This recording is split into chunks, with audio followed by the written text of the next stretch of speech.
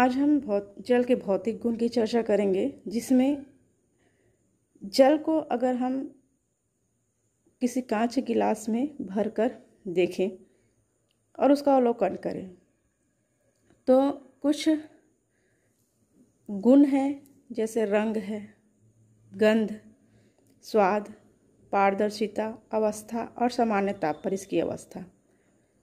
तो आपको अवलोकन करने पर क्या प्राप्त होता है कि जल का रंग आपको कैसा दिखता है, उसका गंध कैसा होता है, स्वाद कैसा होता है, क्या वह पारदर्शी है या उसकी अवस्था कैसी होती है। तो जल की पारदर्शिता के कारण ही प्रकाश जो है जल तक पहुंचता है तथा उनमें भोजन की निर्माण की प्रक्रिया होती है। तो जल जो है क्या है, पारदर्शी है। दूसरा है कि जल का जो हिमांक है, हिमांक का मतलब है कि जल जो है जिस ताप पर बर्फ में परिवर्तित होता है वो उसका हिमांक है। जैसे जल जो है 0 डिग्री सेल्सियस पर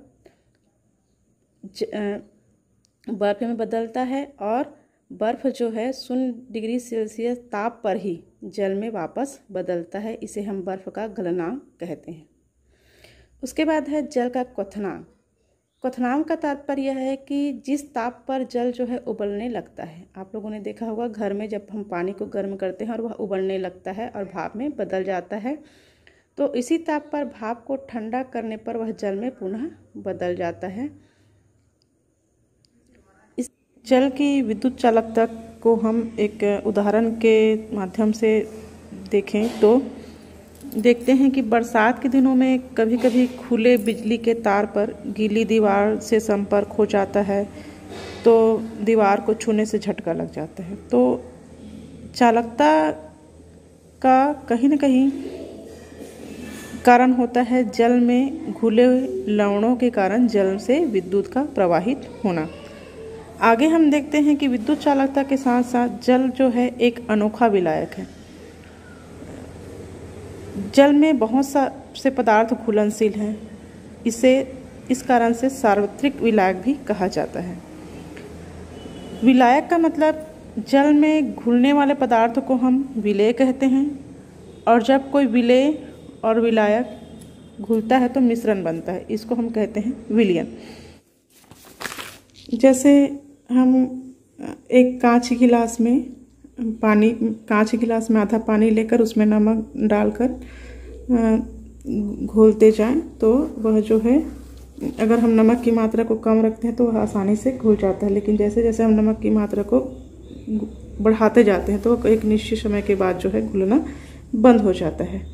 तो इस प्रकार से जो विलयन है उस ताप पर उस पदार्थ का संतृप्त विलयन कहलाता है। लेकिन अगर हम इसी विलयन को ताप बढ़ा दें, उसको अगर हम गर्म कर दें तो नमक जो है और भी आसानी से घुलना शुरू हो जाता है। तो हम ये कह सकते हैं कि अगर हम तापक्रम को बढ़ा दें तो उसकी जो विलेयता है वो परिवर्तित हो जाती है। तो हम अगर विलेयता की एक निश्चित परिभाषा दें तो यह कह सकते हैं कि किसी निश्चित ताप पर किसी पदार्थ की 100 मिलीलीटर जल में विलेय अधिकतम मात्रा उस पदार्थ की उस ताप पर विलेयता या घुलनशीलता कहलाती है। इसी के आधार पर जैसे हमने देखा है कि पानी में जो है जो गैसें हैं वो क्या होती हैं, विलेय होती हैं, और इसी के कारण से हमने ये भी देखा है कि विलेयता जो है ताप की वृद्धि के साथ साथ कम हो जाती है। तो इसी कारण आप लोगों ने महसूस भी किया होगा कि गर्मी के मौसम में तालाब के जो पानी है या सरोवर के जो पानी है वो अधिक गर्म हो जाते हैं, और उसका मुख्य कारण होता है कि उसमें जो विलेय ऑक्सीजन की मात्रा जो है वो गर्मी के दिनों में कम हो जाती है। आगे हम देखते हैं समुद्री जल का खारापन। तो समुद्री जल का जो खारापन है वो क्यों होता है?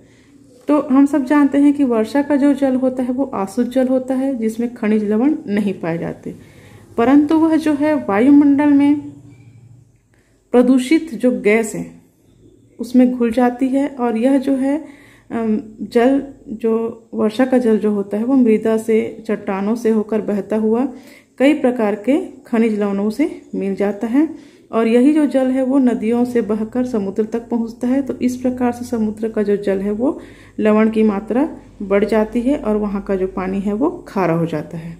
समुद्र के जल के 1 लीटर में लगभग 35 ग्राम लवण होते हैं, जिसमें अधिकतम मात्रा में नमक पाया जाता है सोडियम क्लोराइड जिसको हम बोलते हैं, और अतिरिक्त कम मात्रा में पाया जाता है प्रमुख लवण जो है सोडियम ब्रोमाइड, पोटेशियम क्लोराइड और पोटेशियम आयोडाइड।